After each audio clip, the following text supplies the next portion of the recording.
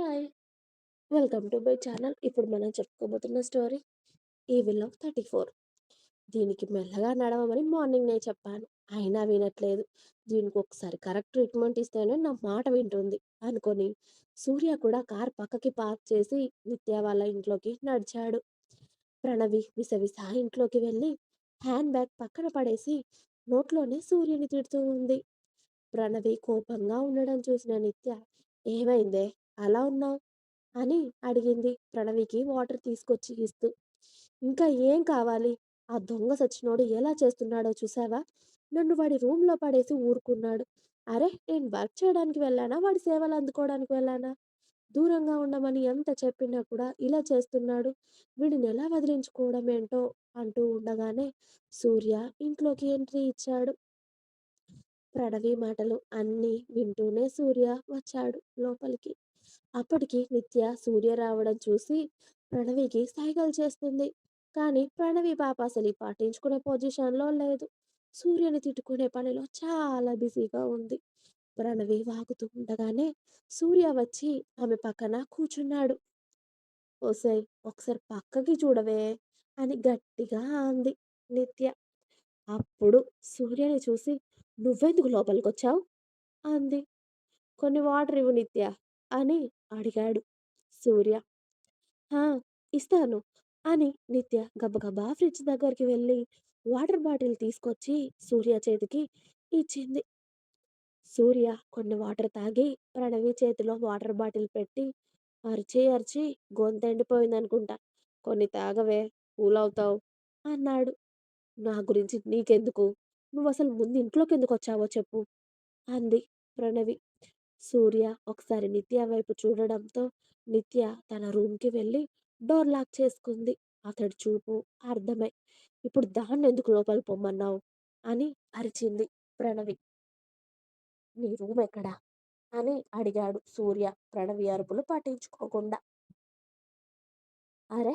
నేను చెప్తుంది నీకే. ఎందుకిలా చేస్తున్నావు సూర్య?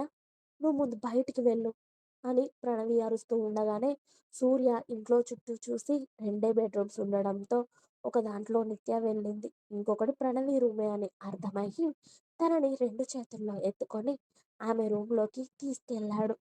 అతడు చేసేదంతా షాక్‌తో నీళ్లుక్కుపోయి చూస్తూ ఉంది అతడి చేతుల్లో ఉండే ప్రణవి. మళ్ళీ అతడు ప్రణవి రూమ్ డోర్ గట్టిగా వేయడంతో అప్పుడు ఈ లోకంలోకి వచ్చి, "ఏం చేస్తున్నావు నువ్వు? నన్ను వదులు, వదులు, వదులు దించు" అని గింజుకుంటూ ఉంది సూర్య చేతుల్లో నుండి. "ఇంకోసారి ఇలా అరిచి గోల చేశావనుకో, ఇప్పుడే మన సెకండ్ నైట్ అయిపోతుంది చెప్తున్నా" అని ప్రణవిని సూటిగా చూస్తూ అతడి వాయిస్‌లో బేస్ పెంచి ఆమెను బెడ్ మీదకి దించుతూ అన్నాడు. అతడి మాటలకి కాస్త భయపడినా కూడా, "ఏంటి సెకండ్ నైట్ అయ్యేది? నువ్వు ఊరుకుంటుంటే రెచ్చిపోతున్నావు చెప్తున్నా" అంది ప్రణవి లేని ధైర్యం నటిస్తూ. సూర్య ఆమె కళ్ళల్లోకే చూస్తూ ఆమె మీదకి ఒరుగుతూ ఉంటే ప్రణవి భయంగా వెనక్కి ఒరుగుతూ బెడ్ మీద వాలింది. సూర్య కూడా ప్రణవి మీదకి ఒరుగుతూ మెల్లిగా ఆమె మొహంపై హెయిర్ బ్లో చేశాడు.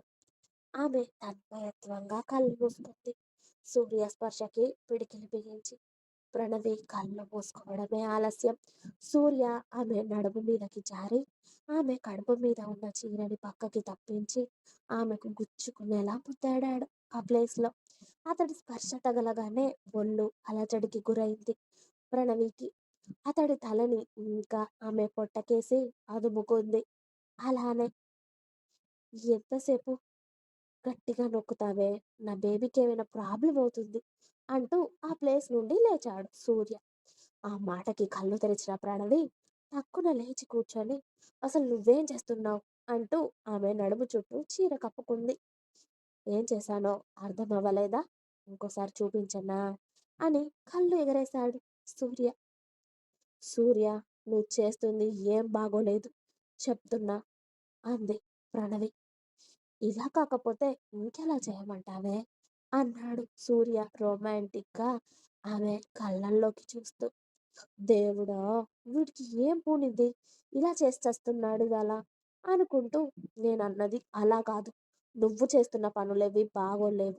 ఏదో నేను నీ హక్కయినట్టు ప్రవర్తిస్తున్నావు" అది బాగోలేదు అని చెప్తున్నా. ఏ నువ్వు నా హక్కు కాదా? కాదు. మరేంటి? ఏంటంటే ఏమీ లేదు. నువ్వు నాకు ఏమీ కావు. నువ్వు ఓన్లీ నా బాస్‌వి అంతే. ఎందుకే ఇంత మొండిగా తయారయ్యావు? అది నీకు చెప్పాల్సిన అవసరం లేదనుకుంటా అని మొహం పక్కకి తిప్పుకుంది ప్రణవి. కొడితే ఆ దవడ ఇటు వచ్చేస్తుంది. ఏమనుకుంటున్నావు? అన్నీ మూసుకొని ఇంటికి వెళ్దాం రా. బట్టలు సర్దుకో అన్నాడు సూర్య. అస్సలు నువ్వెవరివని నీ వెంట రావాలి అని అరిచింది ప్రణవి. నేను నీకేమీ కానా అని అడుగుతున్నాను నేను. నువ్వు నాకేమీ అవ్వవు. నువ్వెవ్వరో నాకు తెలియదు అని 100 సార్లు మొత్తుకున్నా. అయినా అదే పాట పాడతావేంటి నువ్వు? అరవకు. అరిచి హెల్త్ పాడు చేసుకోకు. నా హెల్త్ గురించి కూడా నీకు అనవసరం. ఇంకా ఉంది. మీకు నా స్టోరీస్ నచ్చినట్టయితే ప్లీజ్ లైక్ చేయండి. అలాగే నా ఛానల్ తప్పకుండా సబ్స్క్రైబ్ చేసుకోండి. ప్లీజ్.